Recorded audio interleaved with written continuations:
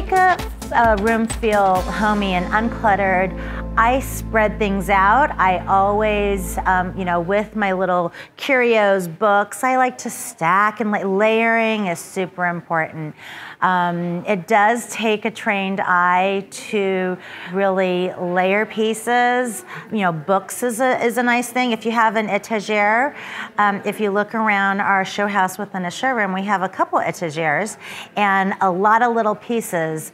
But instead of just having one piece on a shelf, which oftentimes people do, I opted to, you know, put a stack of books, and on top of that stack of books, there's one little thing that you want to highlight, but without being set on a stack of books, it'll look really lonely just on a shelf by itself.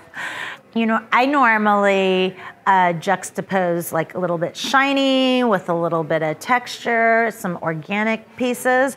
A nice slice of agate is a nice way to occupy some space on a shelf, and again, highlight and act as the backdrop for a smaller piece that may occupy a smaller piece of space, but when provided with a backdrop, it can really change the look of the shelf.